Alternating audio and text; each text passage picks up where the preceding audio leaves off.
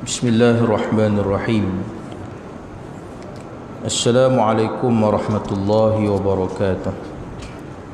Innal hamdalillah nahmaduhu wa nasta'inuhu wa nastahdihi wa nastaghfiruh wa na'udzu billahi min shururi anfusina wa min sayyiati a'malina. Innahu man yahdihillahu fala mudilla lahu ومن يضلل فلن تجد له وليا مرشدا سبحانك لا علم لنا إلا ما علمتنا إنك أنت العليم الحكيم ولا حول ولا قوة إلا بالله العلي العظيم قال الله سبحانه وتعالى أعوذ بالله من الشيطان الرجيم وآية لهم الأرض الميتة أحييناها وأخرجنا منها حبا فمنه يأكلون ليأكلوا من ثمره وما عملته أيديهم أفلا يشكرون صدق الله العظيم. Sidang hadirin dan hadirat yang dimuliakan Allah Subhanahu wa taala sekalian, marilah sama-sama kita memulakan halaqah ilmu kita pada pagi ini dengan ummul kitab. Mudah-mudahan Allah merahmati kita semua dan Allah memberikan keampunan buat seluruh arwah yang lebih dahulu meninggalkan kita, serta Allah memberikan kesembuhan buat mereka yang sakit di kalangan kita, dan Allah mempermudahkan segala kerja buat kita. Ala hazihi niyah. الفاتحة. أعوذ بالله من الشيطان الرجيم. بسم الله الرحمن الرحيم. الحمد لله رب العالمين الرحمن الرحيم مالك يوم الدين إياك نعبد وإياك نستعين اهدنا الصراط المستقيم صراط الذين أنعمت عليهم غير المغضوب عليهم ولا الضالين. Yang saya hormati seluruh adijatan kuasa masjid, ashabul fadilah, imam, tuan-tuan ustaz, para alim ulama, tuan-tuan haji, sidang hadirin, sidang jemaah yang dimuliakan Allah Subhanahu wa taala sekalian. Mudah-mudahan kita semua pada pagi dan di subuh hari ini mendapat rahmat dan barakah yang berterusan daripada Allah Azza wa Jalla, insya-Allah. Setinggi-tinggi syukur kita panjatkan dan kita rafa'kan ke hadrat Allah Azza wa Jalla yang memberikan kesempatan buat kita untuk berkumpul dan bertemu dan meneruskan kembali kuliah subuh kita di masjid ini, yang kita terhenti lebih kurang dalam 3 bulan. Dan alhamdulillah dengan fasa PKPP ini, aktiviti keilmuan, aktiviti keagamaan sudah mula diberi ruang dan kesempatan untuk diteruskan oleh masjid-masjid dan juga surau di tanah air kita ini. Dan alhamdulillah kita memanfaatkan ruang dan kesempatan itu untuk terus membicarakan hikmah dan juga ibar pengajaran yang ada di dalam surah Yasin. Dan pagi ini kita sambung pada ayat yang ke-33, tuan-tuan. Sambung pada ayat yang ke-33, berbunyi a'udzu billahi minasyaitonir rajim wa ayatul lahumul ardul maitah ahyainaha wa akhrajna minha habba faminhu ya'kulun.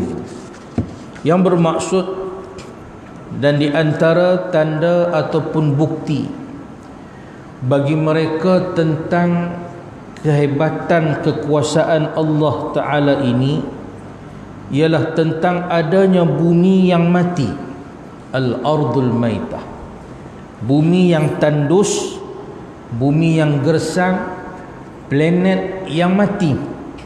Ahyainaha, dia telah kami hidupkan, Allah Ta'ala kata.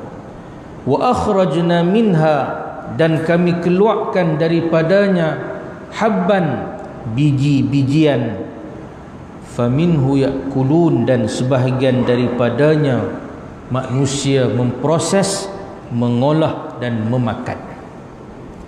Tuan-tuan yang dimuliakan Allah, surah Yasin ni dia ada beberapa tema.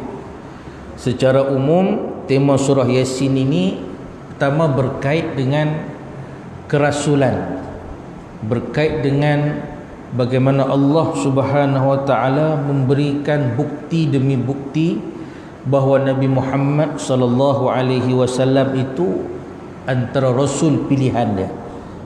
Yasin wal Quranil Karim innaka minal mursalin, kan? Sesungguhnya engkau adalah rasul yang diutuskan oleh Allah kepada umat manusia ini. Kemudian Tuhan buat main ayat demi ayat, dalil demi dalil yang membuktikan kata Nabi itu adalah benar-benar utusan daripada Allah. Dan dalam surah Yasin ini juga masuk pada tema yang kedua, menceritakan tentang konsep ketuhanan, menceritakan pula tentang Tuhan yang mai hantar Rasul tu, bagaimana pula sifat dan juga kekuasaan, bagaimana hebat dan powerfulnya Tuhan tu. Nanti habis daripada Tuhan cerita tentang bukti demi bukti kata Tuhan tu maha kuasa, maha hebat, segala-galanya, nanti kita akan jumpa pula satu tema, iaitu tentang Al-Ba'ts, itu tentang hari kebangkitan. Dan ini antara tema demi tema ni. Jadi setelah pada 30 ayat yang sebelum ini, tuan-tuan, Allah bercerita tentang benarnya Nabi Muhammad sallallahu alaihi wasallam itu diutuskan. Maka masuk pada ayat ke-33 pada pagi ini, Allah mula menceritakan pula tentang kehebatannya sebagai Tuhan pencipta alam ini. Itu susunan plot ataupun jalan cerita dia. Dan tidak lain dan tidak bukan, tuan-tuan, setelah Allah menerangkan bahawa setiap manusia ini bakal dihadirkan pada hari kiamat esok untuk dibicarakan. Setelah Tuhan cerita pada ayat sebelum ini, manusia ini akan diadili perkaranya dan diperkirakan amalannya. Tak cukup Tuhan adili, tak cukup Tuhan hisap, Allah Ta'ala kata dia akan berikan balasan yang cukup dan dihukum dengan hukuman yang setimpal. Maka disusuli pula di sini dengan memberikan dalil tentang kebangkitan daripada kubur adalah suatu perkara yang tidak dapat diragukan dan tidak mustahil lagi. Menghidupkan semula manusia yang dah mati daripada kubur ini, itu bukti kehebatan Allah Subhanahu wa taala. Tapi bagaimana Tuhan nak suruh kita fikir hebatnya Allah dalam menghidupkan sesuatu yang dah mati ni? Tuhan suruh kita tengok pada alam yang kita duduk sekarang. Ini style Allah Subhanahu wa taala mengajak kita untuk berfikir. Allah menyediakan tanda-tanda, ayat, tanda-tanda kebesarannya. Di bumi ini Tuhan tinggalkan tanda dia, di langit pun Tuhan tunjukkan alamat-alamat kebesaran dia, di lautan pun Allah Ta'ala menceritakan tentang kehebatan. Dan kita akan tengok dalam surah Yasin ni, Tuhan sebut satu-satu tanda kebesaran dia di darat apa. Lepas cerita yang tu, Tuhan akan cerita pula tanda kebesarannya di alam langit. Nanti Tuhan akan cerita pula dalam surah Yasin ni, susunan dia, kehebatan dan kebesaran Allah di alam lautan. Tuhan mulakan step yang pertama, nak cerita tentang hebatnya Allah, sampai tak ada masalah pun kalau Tuhan nak hidupkan manusia yang dah mati, makhluk yang telah pun hancur lebur di dalam kubur itu, tak ada masalah untuk Tuhan nak hidupkan balik. Sebab antara tanda kehebatan Allah di atas muka bumi yang kita duduk sekarang ini, Allah Ta'ala jadikan al-ardul maitah, ada bumi yang pernah kering, ada bumi yang pernah tandus, ada bumi yang kemarau, ada bumi yang tak ada tumbuhan sedikit pun, tapi ahyainaha, kami hidupkan bumi itu dengan bagaimana? Dengan menurunkan siraman hujan. Ayat hujan itulah hadirin sekalian tuan-tuan yang dikasihi fillah, merupakan sumber kehidupan. Wa ja'alna minal ma'i kulla syai'in hayy, dan kami jadikan daripada air itulah sumber kehidupan yang diperolehi oleh manusia dan juga oleh alam di sekelilingnya.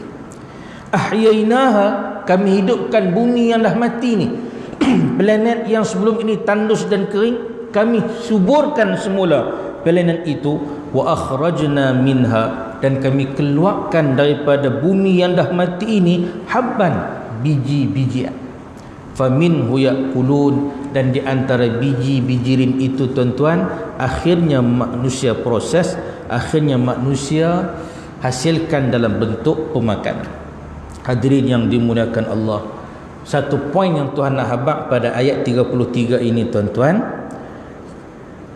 Allah mampu untuk menghidupkan semula manusia yang telah meninggal. Sejak daripada dulu sampailah kiamat, sebagaimana Allah mampu menghidupkan bumi yang telah mati. Ada bumi yang tanamannya tidak subur, ada bumi yang tanahnya kering dan tandus, tapi di saat Allah menurunkan hujan, Allah memberikan kehidupan kepada bumi itu. Maka Allah yang maha mampu menghidupkan, Tuhan itulah juga yang mampu untuk membangkitkan semula manusia setelah daripada mati nanti dan dikumpulkan di padang mahsyar. Itu bentuk perbandingan yang Allah Ta'ala nak habaq pada kita tuan-tuan. Kalau hampa tak percaya, tak yakin kata Tuhan betul ke boleh bangkitkan balik manusia ni, kan? Sebab sebelum ini ada asbab nuzul yang berkait dengan surah Yasin pula juga. Seorang ada 2-3 kes pemimpin-pemimpin Quraisy pi depan Nabi Muhammad sallallahu alaihi wasallam. Depa ambil tulang yang dah reput tulang manusia yang dah mati sekian lama. Depa pi korek kubur purba itu dan dia bawa tulang itu depan Nabi sallallahu alaihi wasallam.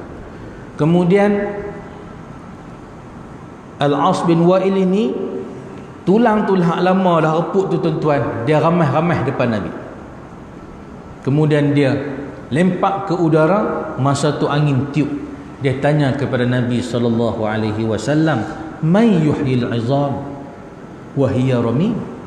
Wahai Muhammad, tolong abang Ustaz, bagaimana mungkin nak menghidupkan semula izam, tulang ini, wahya ramim, sedangkan tulang ni tadi ni aku dah rancang dah, jadi debu dah, dan ditiupkan oleh angin pi ke sana ke sini. Tak tahu nak cari dah kalau nak cari. Tulang keras tadi ni yang yang dulunya ada manusia, ada daging yang membaluti tulang itu. Kemudian daging itu ditutup oleh kulit dan jasad manusia. Dulu dia hebat dan manusia itu akhirnya mati. Lepas tu lani aku perancak tulang itu. Siapa yang mayyuhil izam? Siapa yang mampu perhidup balik tulang yang dah mati ni? Mai jawab soalan macam tu kepada Nabi sallallahu alaihi wasallam. Maka Tuhan jawab daripada ayat-ayat dalam surah Yasin ini, bagi kamu yang nak berfikir, bagi kamu wahai manusia, antara bukti powernya Allah Ta'ala ini, apa? Tengok bumi. Tengok pada bumi yang kamu pijak itu. Apatah lagi bangsa Arab tuan-tuan, yang mereka memang duduk di padang pasir yang tandus. Kita ni di bumi Malaysia ni tuan-tuan, antara tanah yang subur Tuhan beri ke kita, kan? Tapi bumi Arab ini, bumi tanah pasir ini tuan-tuan, bila Tuhan suruh depa tengok, apa? Tengok pada bumi ini. Dulu kamu tahu kawasan ini kawasan yang tak ada pokok sekalipun, tapi kami hidupkan bumi yang kering dan tandus ini hanya dengan apa? Dengan siraman air hujan.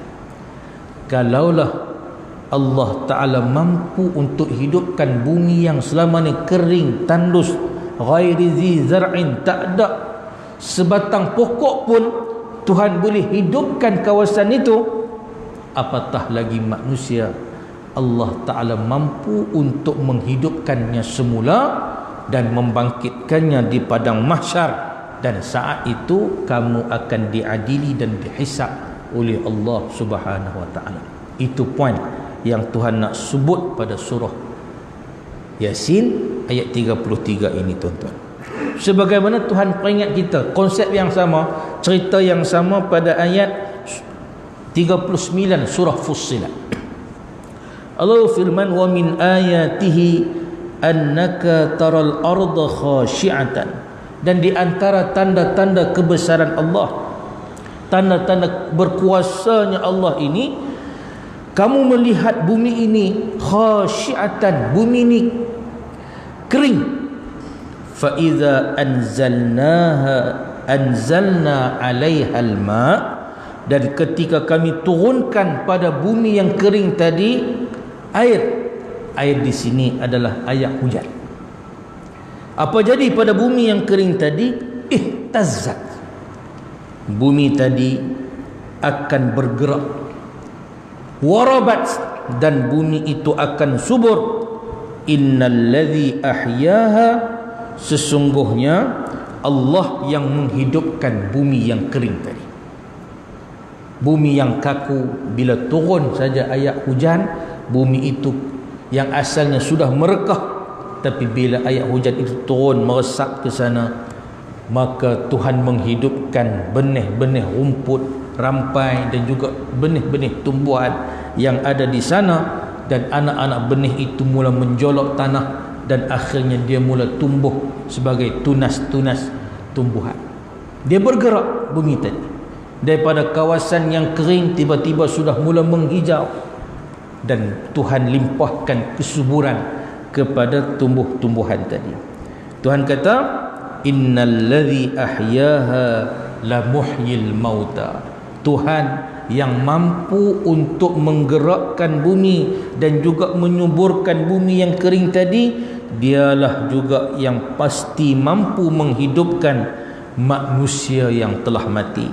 Innahu ala kulli syai'in qadir, sesungguhnya Tuhan itu maha berkuasa atas segala sesuatu.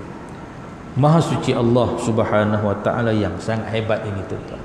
Tuhan jadikan pada ayat hujan yang turun, alhamdulillah, dalam 2-3 minggu ini Allah taala menurunkan hujan demi hujan kepada kita. Dan tuan-tuan ingatlah bahawa pada siraman ayat hujan itu menunjukkan bahawa Allah Subhanahu wa taala melimpahkan keberkatan atas muka bumi ini. Kerana dalam sebuah hadis yang setengah daripada pengkaji hadis menyatakan ia adalah dhaif, tetapi hadis itu mendapat perhatian daripada geologis, daripada saintis-saintis Islam, antaranya Dr. Zaghlul Najjar, salah seorang geologis Muslim warga Mesir yang menjadi pakar bumi dan juga menjadi pakar dan sumber rujukan dalam penemuan-penemuan ilmiah yang terkandung di dalam hadis dan juga ayat-ayat Al-Quran. Ketika Dr. Zaghlul Najjar membahaskan tentang sepotong hadis Rasulullah sallallahu alaihi wasallam yang menyebut, innallaha anzala arba'a barakatin minas sama'i ilal ard, sesungguhnya Allah Subhanahu wa taala menurunkan 4 sumber keberkatan ke atas muka bumi ini daripada langit. Tuhan turun mai ada 4 sumber barakah, dan turun itu daripada mana? Minas sama, daripada langit ke bumi. Unsur itu yang pertama al-hadid, besi. Yang kedua wan-nar, api. Yang ketiga wal ma', air. Dan yang keempat wal milhu, iaitulah garam. Ada setengah riwayat pula dia letak lepas daripada al-hadid itu al-milhu. Dia pelbagai redaksi.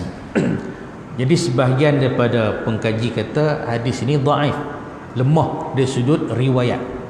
Tapi dari segi konten dari segi makna yang terkandung di dalamnya tuan-tuan, bila ditelusuri kajian demi kajian. Dan sekarang ini baru manusia boleh memahami macam mana Allah Subhanahu Wa Taala mampu menurunkan keberkatan atas muka bumi ini. Ayat hujan yang turun itu bawa turun 4 benda ni. Kita hanya tengok yang hujan yang turun itu titisan-titisan ayat. Mau turun al-hadid besi daripada bumi, jenuh kita. Tara hujan batu pun hancur ataupun remuk kereta, bumbung bangunan, pecah cermin dan sebagainya, baru hujan batu. Bayangkan kalau yang turun itu besi, jadi akal manusia tak boleh nak bayang. Kan? Akal manusia tak boleh nak bayang bagaimana daripada ayat hujan yang turun itu ada api, sedangkan hak turun tu ayat. Api dengan ayat, dua benda yang bertentangan. Akal manusia tak boleh nak terima sebelum ini. Begitu juga yang turun itu, Tuhan kata ayat itu confirm komposisi yang ada pada hujan sememangnya ayat. Dan juga ada yang garam yang diturunkan oleh Allah Subhanahu Wa Taala di dalam titisan-titisan ayat hujan itu, tuan-tuan. Tapi setelah masuk kurun ke-20 ini, ahli sains, pakar kimia dan sebagainya, mereka tadah ayat-ayat hujan ini, tuan-tuan, dan mereka bawa masuk ke makmal, topong dengan mikroskop yang berkuasa tinggi, sukat dengan alat-alat yang mereka ada. Ternyata pada setiap titisan ayat hujan itu ada unsur besi. Dalam unsur ayat hujan itu ada unsur api. Dalam ayat hujan yang turun itu adanya ayat, dan ada juga unsur garam yang terkandung pada ayat hujan itu. Dan dibuktikan dengan kajian sains. Dr. Zaghrul An-Najjar sebut dalam tulisan dia bahawa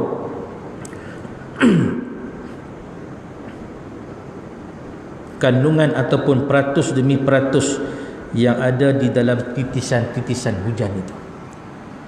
Hadirin yang dimuliakan Allah, begitu juga dalam sebuah hadis yang dilakukan kajian oleh Universiti Sains Malaysia. Dia buat satu kajian tentang sifat hujan yang turun pada waktu malam dan hujan yang turun pada waktu siang. Hujan yang turun pada waktu siang ini start daripada satu yang kita letak PM tu, 1 petang hinggalah pukul 7. Kemudian yang bila tenggelam matahari, bermulanya waktu malam tu dikira sampai subuh hari esok. Dibuat satu kajian, ada beza tak hujan yang turun sebelah siang, ada tak beza hujan yang turun sebelah malam. Ternyata, tuan-tuan, pada hujan yang bersifat menghidupkan bumi ini, tuan-tuan, ada beza. Dalam kajian yang dilakukan oleh profesor di USM itu, tuan-tuan, menemukan bahawa hujan yang turun pada waktu malam ini kaya dengan kandungan oksigen. Kandungan oksigen dia banyak dalam ayat itu. Bila ayat hujan yang turun sebelah malam ini dengan kandungan oksigen dia yang tinggi, dengan kadar mineral dia, dengan kadar besi dia apa semua, jatuh pada tumbuh-tumbuhan tahun tu ataupun di kawasan itu akan lebih subur sebab kandungan oksigen dia tinggi. Kalau turun ke laut, ikan-ikan semakin banyak membiak disebabkan titisan ayat hujan itu ada kandungan oksigen. Dulu kita tergelak bila pernah tanya kepada orang hak jual ikan. Masa tu di market Kulim apa semua, ikan tak ada. Kan termenung sampai harga lebih pada harga seekor ayam masa tu. Kan belah-belah dekat-dekat 20. Tanya, bang, pasal apa ikan mahal sangat? Dia kata hujan tak turun. Kan? Dia kata hujan tak turun. Bila hujan tak turun, kemarau, jadi ikan berkurangan dalam laut tu. Akal kita duk fikir, apa kena mengena? Ikan tu duk layak dah. Ikan tu duk dalam ayat masin dah. Tak nak kena mengena kita fikir dengan hujan. Tapi dia kata tak. Dia sebut bahasa budak, dia sebut bahasa kampung lah. Bahasa ni dia kata, ikan ni dia kata, dia nak membiak dengan dia duk makan buih-buih di laut tu. Dia buat bahasa tu kan. Nak boleh buih itu kena ada siraman ayat hujan. Bila kena pada ayat laut, dia akan buih. Dan buih itulah yang akan menjadi penggalak kepada membiaknya haiwan ataupun ikan-ikan ni tuan-tuan. Rupanya bila cek balik, ada relevan dia, ada kaitan. Hujan yang turun sebelah malam ini tuan-tuan, dia menggalakkan pembiakan, termasuklah ikan dan juga binatang-binatang. Kalau tuan yang pelihara kambing, yang pelihara lembu, yang pelihara binatang-binatang ternak ini tuan-tuan, tuan-tuan boleh buat kajian sendiri. Tuan-tuan boleh banding dan boleh perhati sendiri. Musim ataupun tahun yang hujan banyak pada sebelah malam, boleh jadi hasil perolehan ataupun buntingnya haiwan peliharaan tuan-tuan itu mungkin lagi banyak daripada hujan yang turun sebelah siang. Hujan yang turun sebelah siang ini tuan-tuan, dia dalam kandungan ayat hujan itu yang banyaknya karbon. Yang banyaknya karbon, tidak oksigen. Kan? So bukan dia tidak subur, tapi dia kurang subur. Lepas tu kalau orang yang duduk di Felda, pengkaji-pengkaji ataupun saintis-saintis yang duduk di ladang-ladang, dia boleh estimate dah. Kalau kawasan Felda itu tahun tu banyak hujan sebelah siang kan? Mereka sudah mula boleh meramalkan hasil tuaian pada tahun ini mungkin agak kurang sikit. Yang duduk di ladang sawit, berbuah juga, bertandan-tandan juga, tapi hasil perahan minyak dia mungkin kurang. Berbanding kalau kawasan Felda itu, kawasan ladang sawit itu, hujan turun sebelah malam kerak. Bila hujan turun sebelah malam tu kerak, maka buah dia subur, tandan dia berat, dan bila diperah, hasil minyak dia bertambah daripada luar biasa. Ada kaitan. Benarlah bahawa ayat hujan yang diturunkan oleh Allah Subhanahu wa taala ini tuan-tuan merupakan sumber kepada kehidupan. Bumi hak mati ni pun Allah taala boleh berhidup semula hanya dengan titisan ayat hujan. Apatah lagi manusia. Allah taala pernah cipta kamu dan kamu mati, tak ada masalah untuk Tuhan nak hidupkan balik. Hadirin yang dimuliakan Allah, setelah bumi dan tanah itu hidup, Allah tumbuhkan tanam-tanaman. Di antara tanaman-tanaman itu ada yang tumbuh daripada biji-bijian yang menjadi sumber makanan manusia. Tuan-tuan, di Kedah kita ni dia ada satu kalender yang digunakan sejak tahun 1700. Masa tu petani-petani di Kedah tua ini tuan-tuan tanam padi setahun sekali, satu musim sekali. Lah ni dia jadi dua kan, sebab ada sistem pengairan, mada dan sebagainya. Tapi zaman dulu setahun sekali yang menanam kan, satu musim. Maka cerdik pandai pada masa tu, mereka menghasilkan satu kalender sebagai panduan untuk mereka bila nak start bercucuk tanam ini.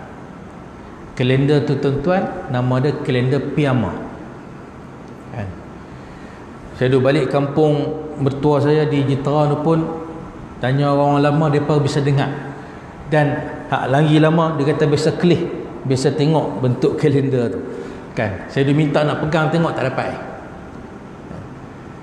Tapi kalender Piyama ini menjadi sumber rujukan masyarakat Kedah dulu dalam soal bertani, bercucuk tanam, bahkan dalam soal memelihara haiwan ternak. Dia bagi satu tahun itu kepada 12 bulan kan. Cuma nama-nama bulan itu saja yang berbeza mengikut burus yang ada di langit. Dan dia ada perkiraan tempoh, bulan pertama ni sekian-sekian, dan semua itu berasaskan kepada hujan yang turun pada tahun itu. Dan dia tengok bila hujan tu turun, bila masuk musim barat, bila masuk musim timur, dia tengok keadaan haiwan-haiwan yang ada ketika itu. Bila burung balai berbunyi, kan itu menunjukkan kata dah nak habis dah musim bendang. Kan bila ada pokok-pokok tertentu yang ada di sekeliling kawasan bendang itu, pokok ni berbuah, pokok ni berbunga, itu petanda alam bagi signal kepada para petani dulu ni, ini mula untuk tabur benih ringan, ini mula untuk tabur benih yang berat. Ada musim kering. Bila musim kering, berlaku perubahan di kawasan bendang itu, hujan pun semakin kurang apa semua, dan dia perhati tu, dia catat dalam kalender itu dan jadi panduan kepada anak cucu dia.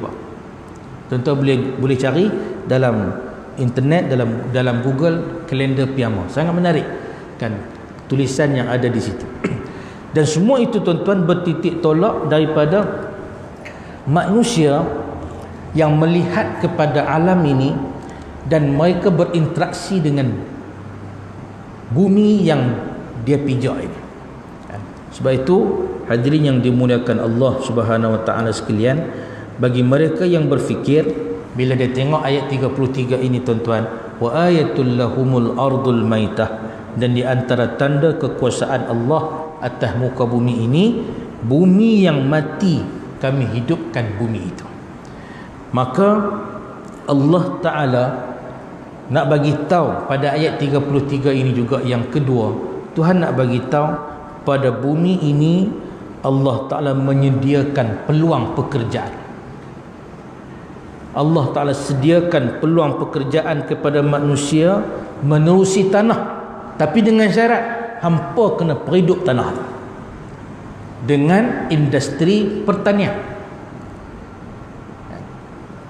Sebab Tuhan jadikan bumi ini, dia bersedia, ready dah untuk subur, tapi dengan syarat manusia kena usaha tanah tu. Dalil dia apa? Ayat 33 surah Yasin yang kita baca ni.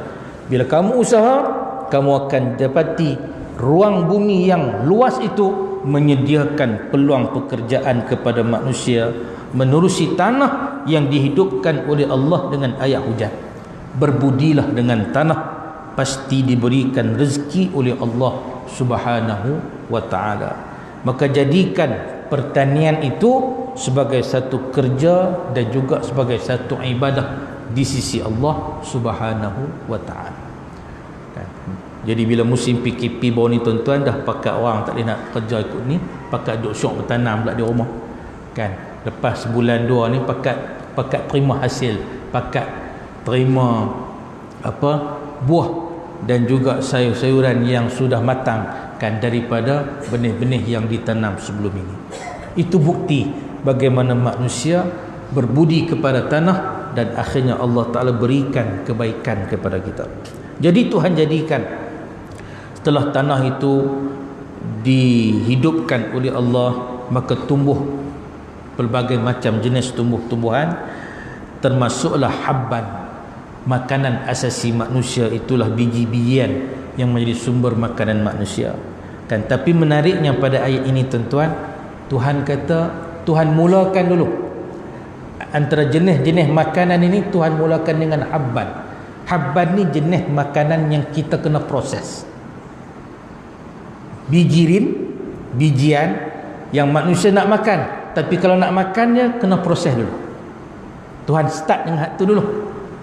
Jadi kalau kita di Malaysia ini, di Nusantara ini, habban kita apa? Padi kan. Nak boleh jadi ke beras itu tuan-tuan, dia melalui proses demi proses. Sampailah terhasilnya beras, barulah kita pergi tanak beras itu, dan barulah kita boleh makan sesuap nasi daripada dia. Habban, bijirin yang perlu diproses. Tuhan start dengan step tu. Kalau sebelah barat, mereka habban mereka adalah gandum. Tanam gandum, diproses gandum itu, akhirnya terhasillah oat ke, terhasillah tepung gandum yang diproses di situ jadi roti, dan mereka dapat makan sekeping roti daripada. Tuhan mulakan kamu berbudi kepada tanah, maka terhasil di sana jenis sumber makanan. Tapi makanan itu kamu hanya boleh makan setelah kamu berusaha untuk memproses. Di tempat yang lain, mereka tanam jagung, diproses jagung itu akhirnya menjadi emping-emping jagung yang dikenal sebagai cornflakes dan sebagainya, dan mereka dapat makan dan kenyang daripada kepingan-kepingan emping tadi. Ada proses usaha ke atas bijirin itu. Dan Allah Subhanahu Wa Taala nak bagi sambung pula pada ayat yang berikutnya, tuan-tuan. Wa ja'alna fiha jannatin min nakhilin wa a'nab wa fajjarna fiha minal uyun. Kalau ayat 33 cerita tentang bijirin yang mesti diproses. Tapi masuk ayat 34, tuan-tuan tengok peralihan step dia. Dan kami jadikan padanya, pada muka bumi asal kering, tiba-tiba diturunkan hujan dan bumi itu semakin subur. Antara yang tumbuh atas bumi yang subur itu jannatin min nakhil, kebun-kebun daripada pohon kurma, wa a'nab, dan pohon-pohon anggur, wa fajjarna fiha minal uyun, dan di setengah-setengah tempat kami pancarkan mata air yang mengalirkan air yang membuak-buak daripadanya.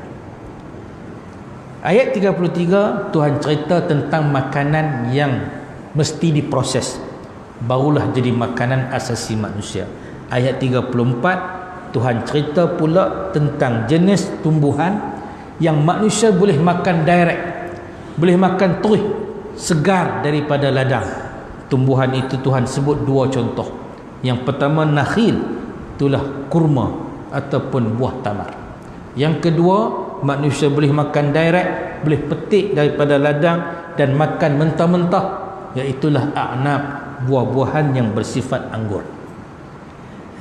Sebenarnya kalau kita teliti lagi, pasal apa Tuhan sebut dua jenis pokok ni? Pasal apa Tuhan tak sebut pokok lain? Awak tak sebut durian lah, ni harga cukup mahal kan, sumber komoditi yang paling mahal. Sebelum beli durian Musang King, tuan bayar hutang dulu kan. Kalau tidak, jangan makan, jangan beli, jangan post di Facebook kata syok makan durian, tiba-tiba lagi kau akan PM bawah hutang bila nak bayar kan. Buah ada 6 pasar, buka-buka tengok-tengok boleh makan 2 ulas, sebiji RM98 kan.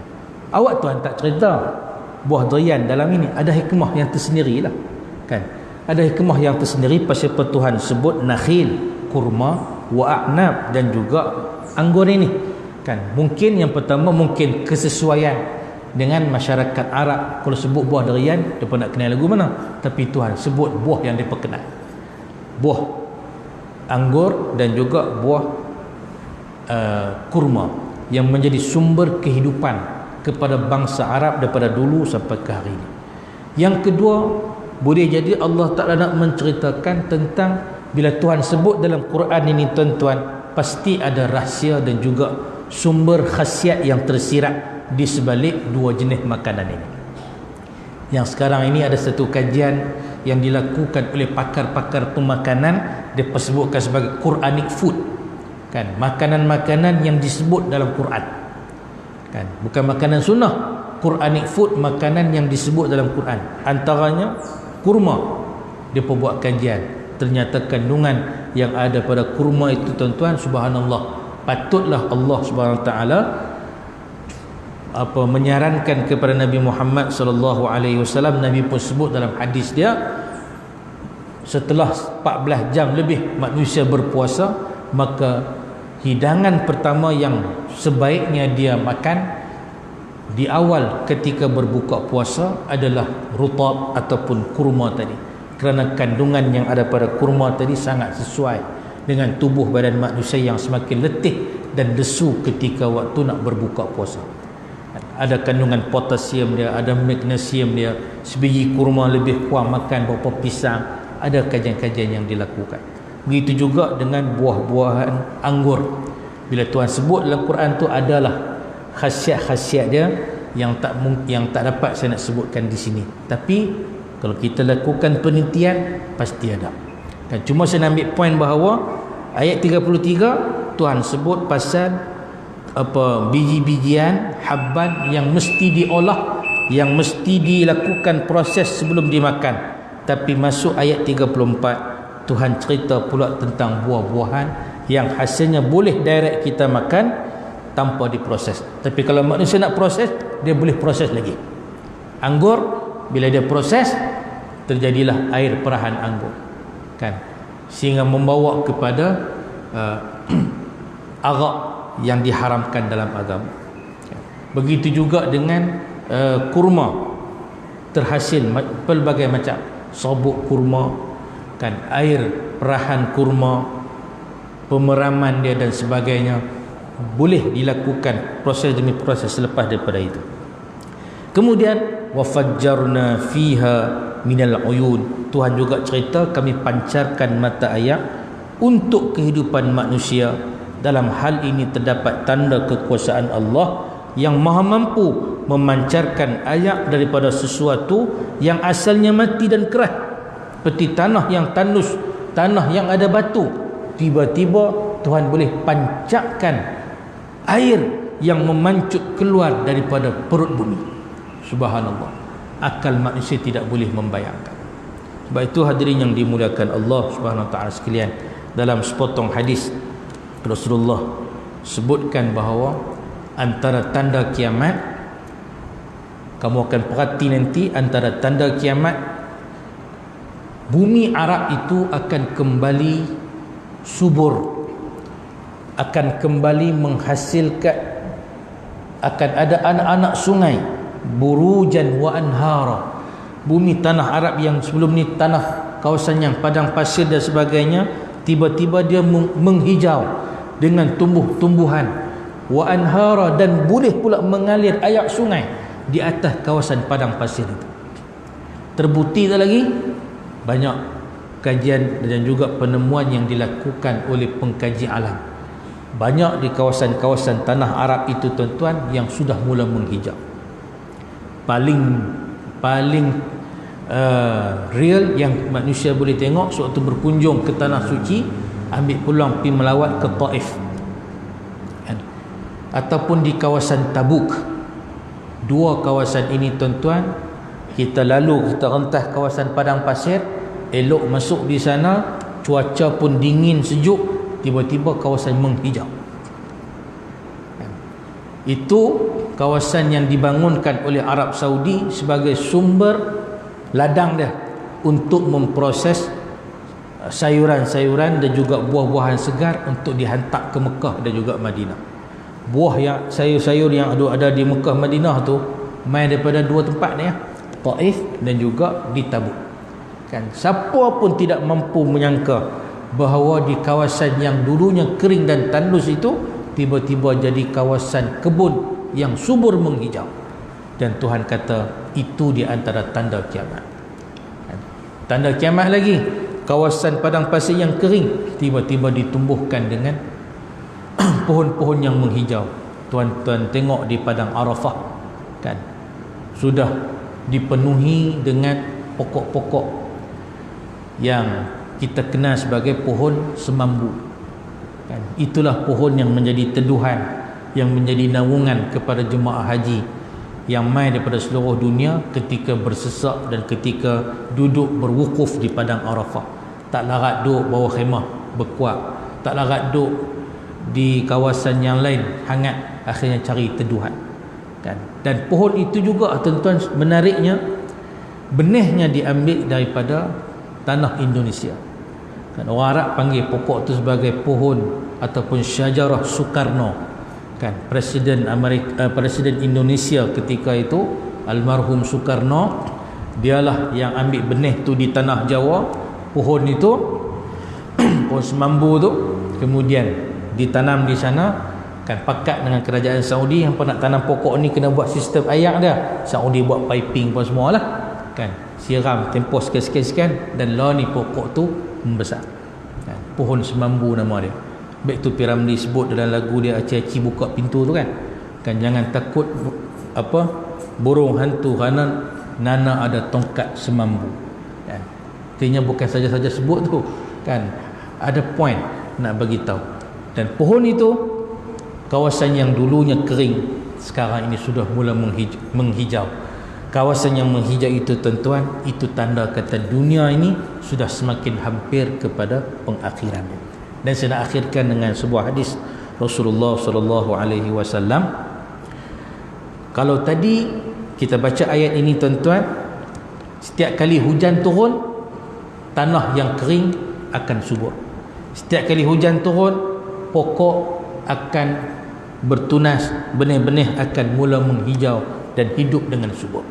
Tapi satu lagi tanda akhir zaman, Allah Ta'ala khabarkan kepada Nabi Muhammad sallallahu alaihi wasallam, dan Nabi kita sampaikan perihal itu kepada kita hadirin, iaitu hujan makin banyak di akhir zaman ni.